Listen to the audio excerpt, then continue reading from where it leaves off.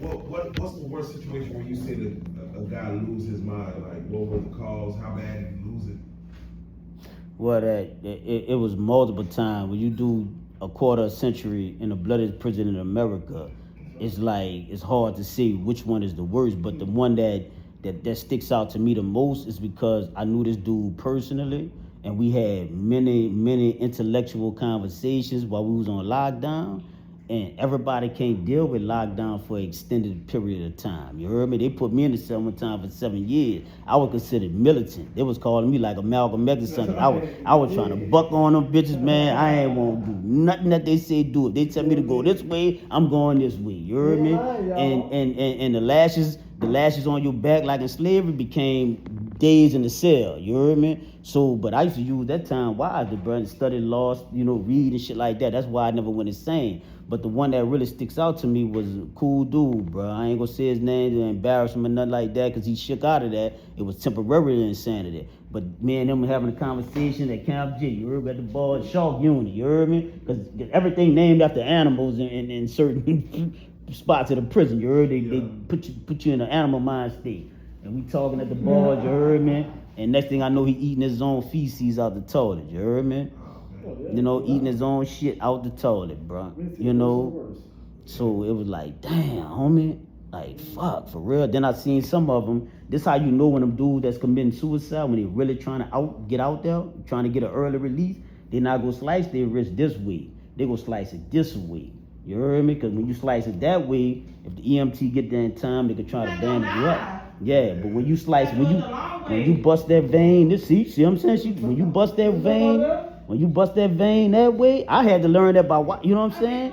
And you see that plasma, you see all that shit coming out that motherfucker. You were like, ooh, then when they come drag them off the tip, then you see the way they treat us. You know what I'm saying? Like, they just drag the dude off the tip, blood trail, all that. Then they send all that on the tip just to mop it up, throw him away, and then put somebody back in that cell the same day. You heard me? They have, of course, Gangster just tell us about how important commissary is.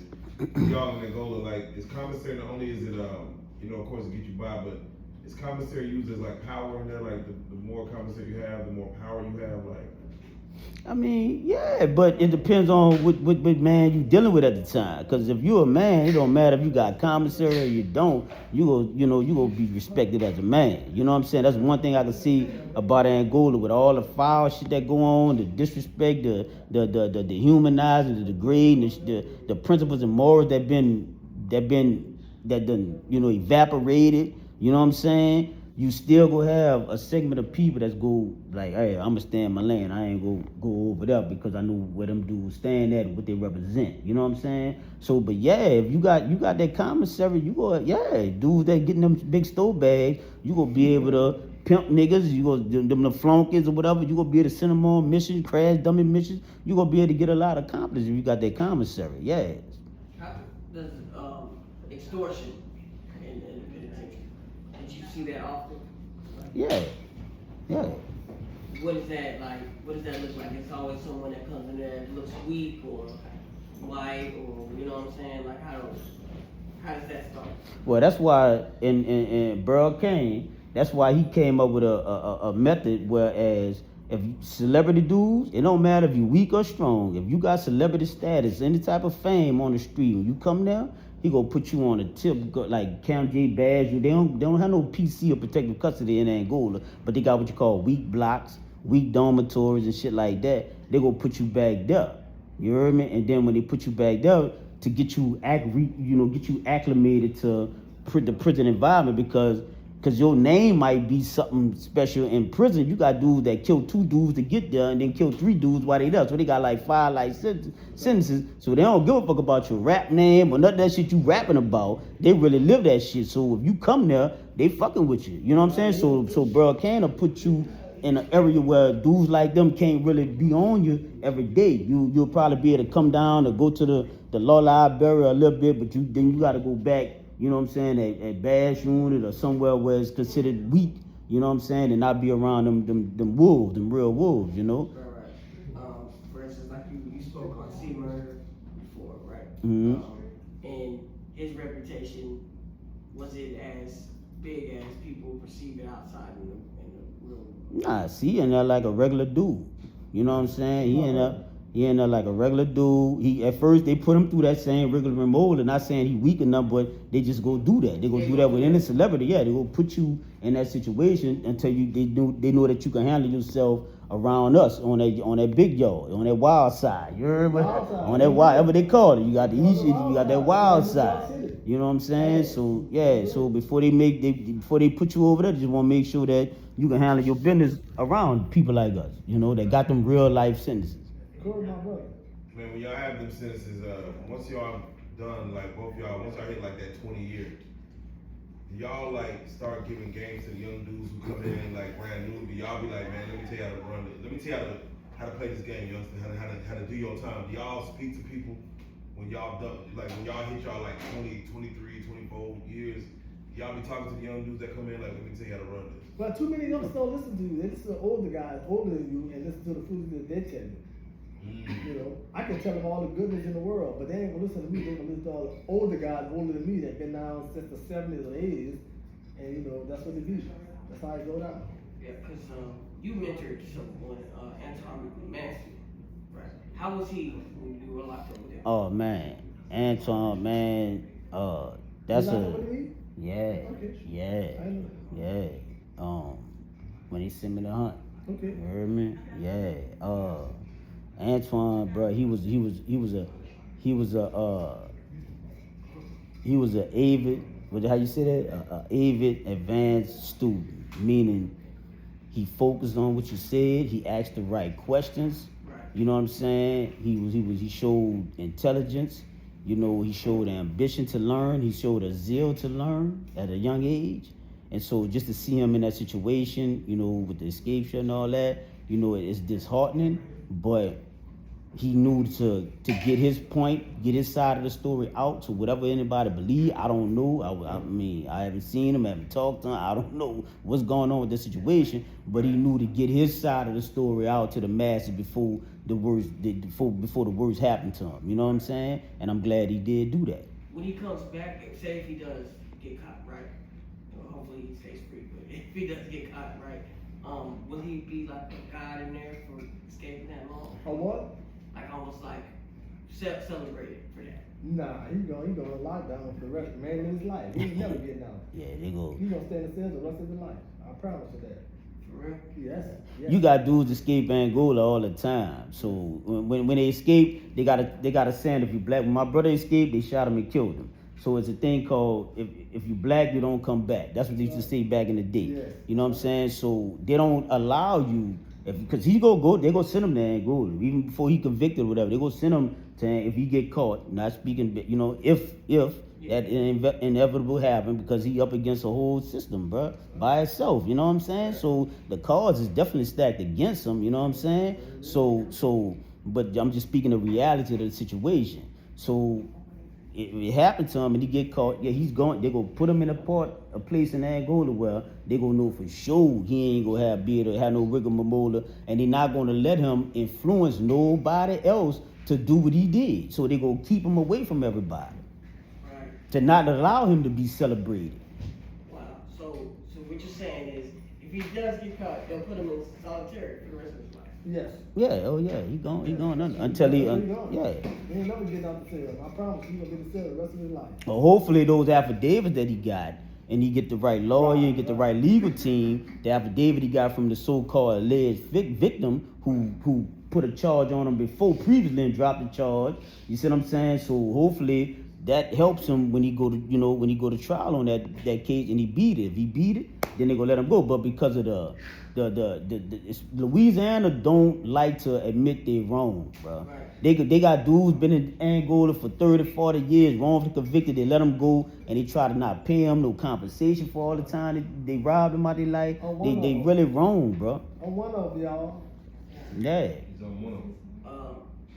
So the other eight that got captured, are they gonna be in solitary? They already ain't going in solitary. No. Already. Every last one of them. Damn. So they just risked it for 2 days of freedom to be in the rest of the.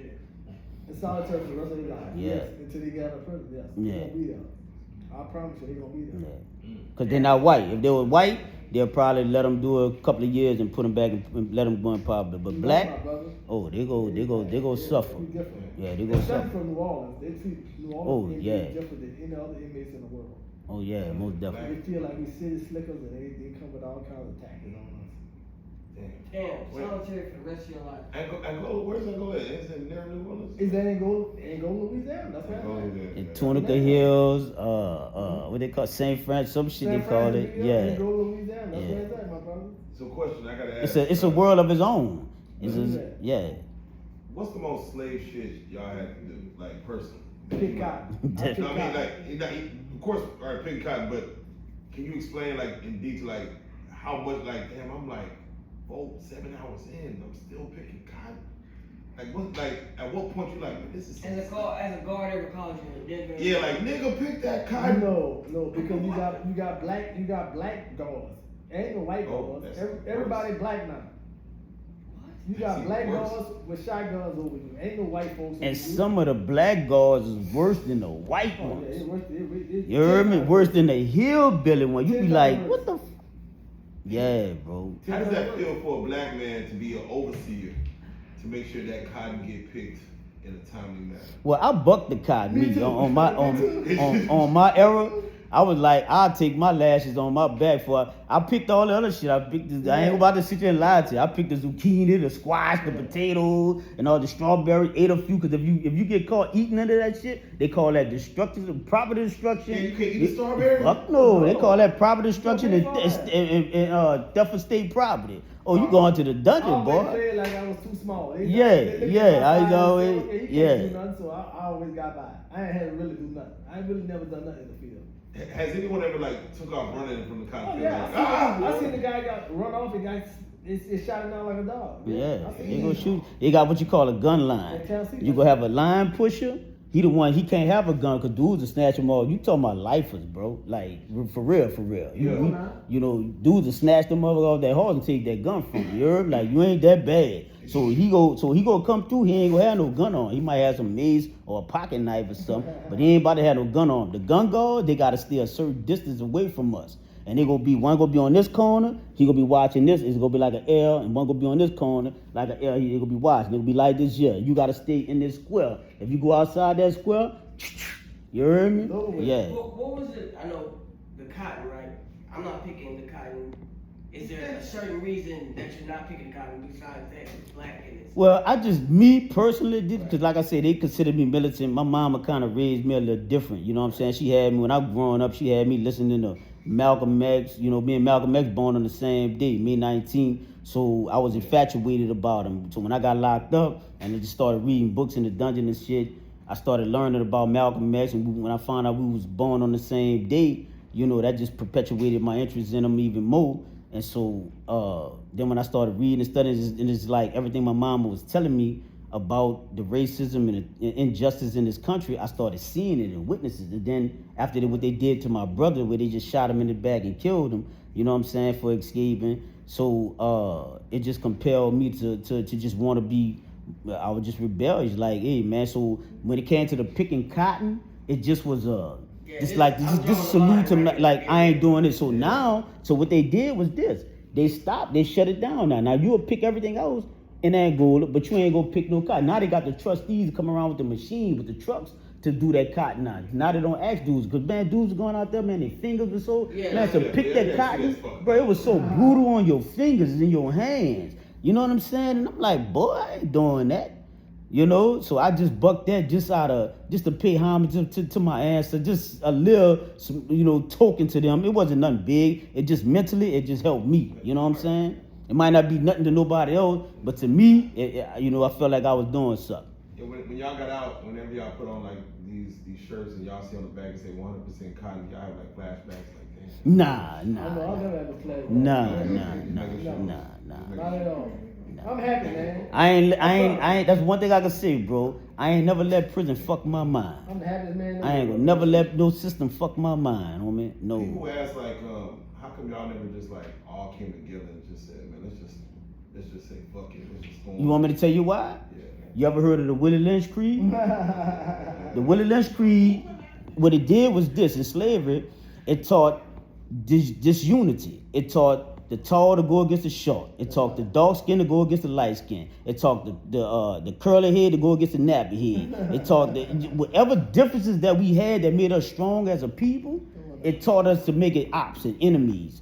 If you from this block and he from that block, y'all gotta be enemies now. And so that's why dudes didn't come together collectively as a whole in prison or on the street in society today and rebel this bullshit, because together we stand, divided we fall. The devil fooled the world. That's why even since I've been home, the fuckery and the bullshit that I've been coming to, of course, yeah, like, because I heard you ask, the homie the question saying, like, have you ever been put, yeah, of course, man, we go through that shit, you know what I'm saying? But we know better, because we like, long we got a line, so long as you don't really cross, you come close to that motherfucker. I had some niggas come close, but they ain't never crossed that motherfucker. Thank God, though. You know what I'm saying? But they come close. You know what I'm saying? Just that coming close, like in prison, we don't play that. Nigga, you came close. I'm about to, don't even come close. Don't even play with me like that. But out here, you can't have the same mentality. Why? Because you'll be right back in that motherfucker. And now the system won again. You know what I'm saying? And I hear that what it is. When they say black on black crime, but when the Italians was going at it, they don't say Italian on Italian crime.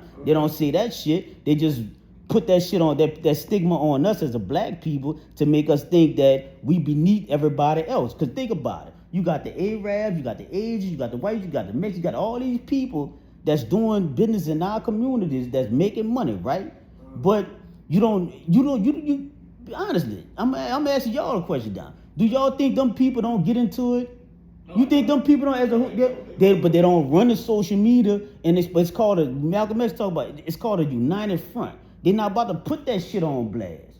They're not about to do that. They go talk to each other. Look, hey, look, hold up. Let's figure this out. And they say, look, let's get back to the money, man. Fuck this shit. These niggas coming to our store spending all that money. You got a problem with it? How we gonna figure this shit out? All right, more money. Let's work this shit out. And they work that shit out behind closed doors, and you never knew they had a problem. But niggas, soon as a nigga get into it, it's over with. They go tell this person, that person. Now the shit that went all viral and it done went viral. Now your ego involved. So now he don't want to squash the shit because he gonna look weak. Because the world gonna be looking at it. They go chime in on it and all that shit here. He don't want to squash the shit because of the same reason. And now what? Somebody dead, somebody in penitentiary. The system won. Niggas lose.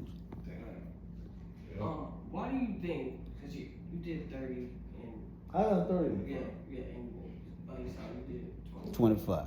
9,125 days to be exact. Why do you think that us as a race glorify prison so much? Because we need something to identify with to show strength. Because think about it, in slavery, in those days, the black woman, while she got her infant child in her hand and she probably pregnant with another one, she had to stand up. The black man is what? The provider, the maintainer, and the protector, right? So here it is.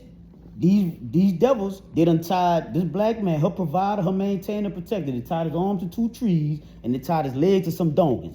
They done castrated him, you heard me? They done taught him and feathered him, and then they slapped the donkeys on the edge and ripped his body to pieces. And so now the mama is saying, baby, just do whatever master say. Kiss his ass, whatever he say, just do it. So mothers have the propensity to make cowards out their children and don't be realized out of protection, because she don't want to see that baby get destroyed like she just watched her provider, her maintainer, and her protector just get destroyed.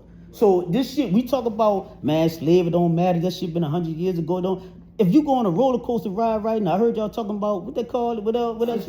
I just heard y'all talking about that. If you go on a roller coaster ride right now, when you get off that bitch, you not gonna be dizzy? So that's the same thing that's going on with us right now. We still dizzy from what happened to us. We still dizzy like a motherfucker. And that's why we do what we do. That's why when I see shit and I get upset with another person, the first thing I do, because I studied psychology, I taught transaction analysis, I taught anger management, and when I was teaching it to people, I was also teaching it to myself. That's right. You know what I'm saying? Because I don't want to be like the donkey with all the books on his back, got the knowledge but don't have the application of it. Right. So I said, you know what I got to do?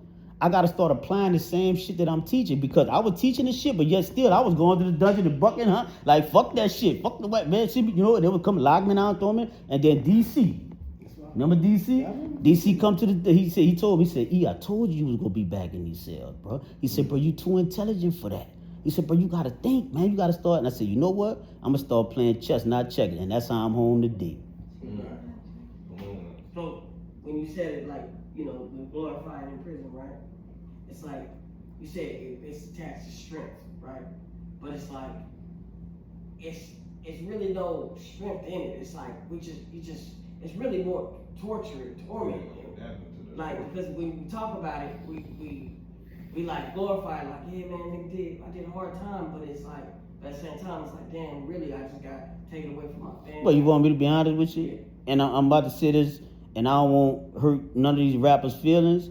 They trying to be something they not. They trying to they want the fans and the people to look at them as being some strong and solid dude. They don't tell you about to go visit your mama or your children. You got to cough and squat. The rappers don't rap about that. Actually, listen to all these rappers that brag about being in prison. Do they talk about, man, to go see my family, nigga? I had to strip naked in front of another fucking man, a fucking security guard, and cough and squat and lift my nuts up. They don't rap about that, homie. They don't talk to you. They don't tell the kids that. You heard me? They try to make that shit so it's not a rite of passage to me. I don't glorify this shit. Right. And I can. I could rap about this shit because I ain't got fucked in my ass. Nigga ain't slapped me and took my fucking commissary. None of that shit. You know what I'm saying? We was there. We grew up together in that bitch.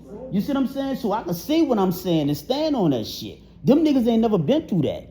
They was in the weak parts of the prison or PC. You know what I'm saying? So to see them do what they do, bro, it really fucks me up mentally. You know what I'm saying? Because, bro, you doing so much damage and don't even realize it. Because you want to try to prove to somebody you a fucking man. You know what being a man is? You know what I really respect? What's that? Them dudes that didn't get no fucking handcuffs on them. Them dudes that didn't have to go through what I went through, and they was out here taking care of their family, taking care of their woman, their baby, their mamas, their grandmama, their family in general, that stayed out here doing that shit, providing for me. I couldn't protect my family, bro. I was in Angola, bro. I stood as a man. I represented. You heard me? I represented like a motherfucker, but I don't glorify that shit. Because that wasn't shit to be glorified, homie.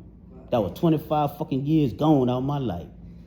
Now, of course, another alumni on this couch, Charleston White, he had said he does recommend prison for every young black man. He recommends prison, that a young black man needs to feel what prison is for him to have a righteous life.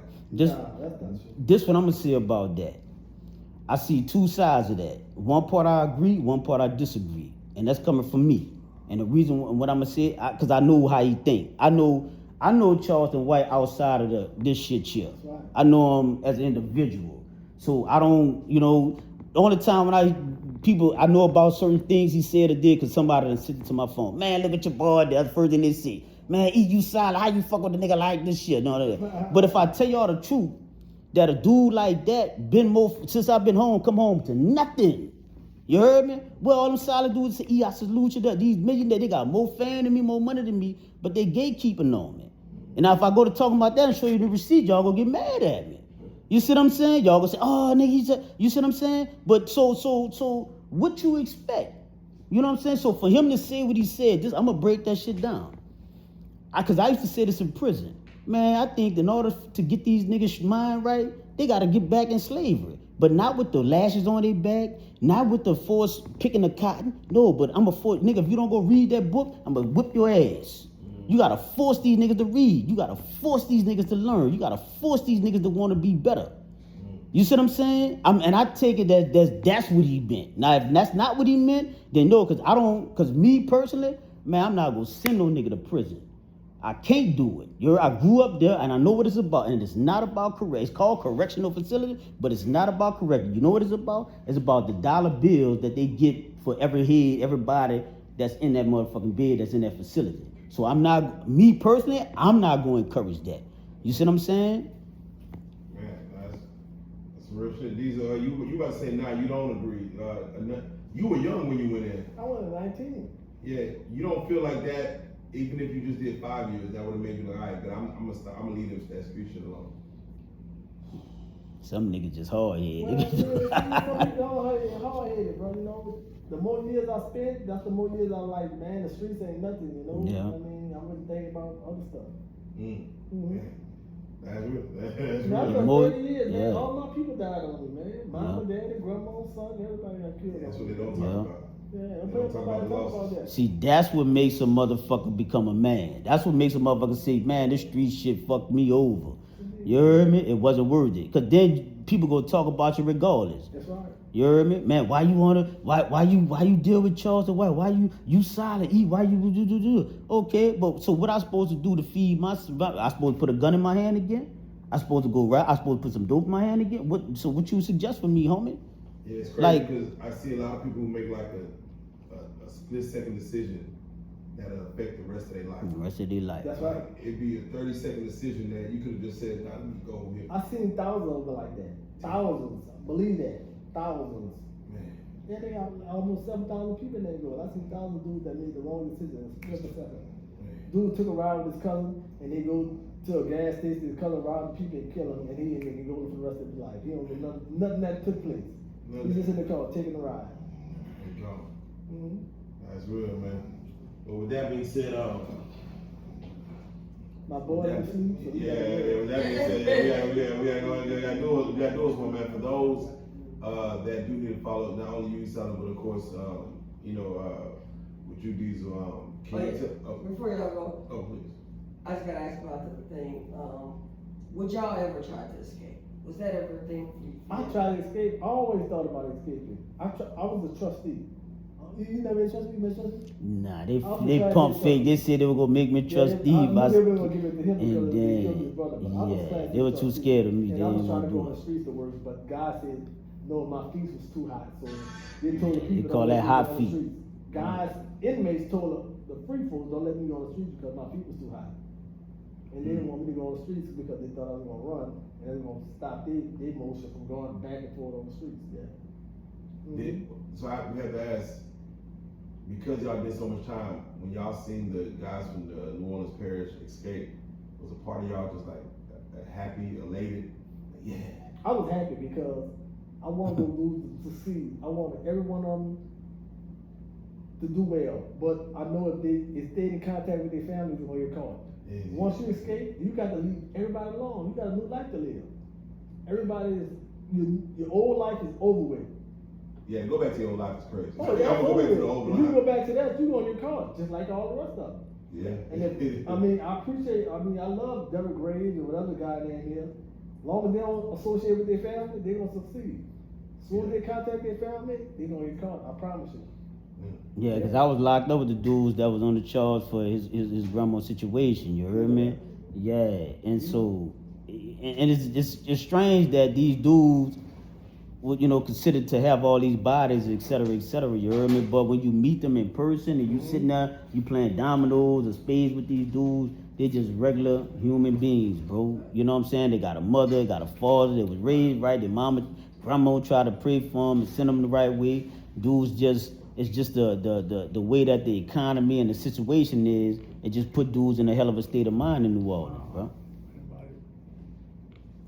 Last question. How long did you do in solitary? For me, Yeah. I've been to solitary 7 different times. Camzy, I've been 7 different times. What's the longest time you been? A year. Cause once I get there, I know I gotta hurry up and get out there because those dudes, 90% of them ain't trying to get out there, and they're trying to keep you back there. So they're gonna use all the tactics they know to keep you back there. Keep you back there with them? Oh yes, indeed, man. So no, I had to get back there. Yeah, I did 7 straight. 7 straight years? I've been back to back, but one time I did 7 straight. 7 straight years? Me and Major Porray, me and him had a little tussle. Okay. When he let me out, he was the warden. Okay. Yeah. Okay. Oh, okay. So he was a guard. Yeah. That you had to tussle with. Yeah, he was a major, and then, cause if you have a physical contact with an officer or something, they consider you a threat to security, and they put That you. landed you 7 years? Yeah, because Yeah. officers like him. Once they killed his brother, him and his brother, they was targets. So I mean, Yeah, it was they a was target. always So targets. Even when he first come up there, he was a target. So I mean, From that's day what it was. one, From so- day one. Yeah. Man, with that being said, man, go ahead and drop your social media ads, man, for those that want to follow you. Let them know how to follow you. that's eSolid365 on Instagram, Eric eSolid Brown on Facebook, and Solid Point of View TV on YouTube. Lil D's on Instagram and Melph D's on YouTube. I ain't got no what that is, the other thing. Yeah, other stuff. the Yeah. other stuff. But we gonna get you set up. We gonna do Get it. set up, y'all. Yeah, we about to do it. You heard me? It's coming, y'all. Well, you already know what it is, man. Yeah. He's solid steppers, man. Lil Diesel, man. 30 flag he did, man. You already know 30 what it is. flag man. he is, Melph, man. We gotta say you guys are So some real real life life freestyles. Wow. Man. Hey, beautiful. We did That's it. how we coming, man. We Me did and E, bro. Wow. Wow. What's up, homie? Midnight. Yeah. Hey, what's up, E? You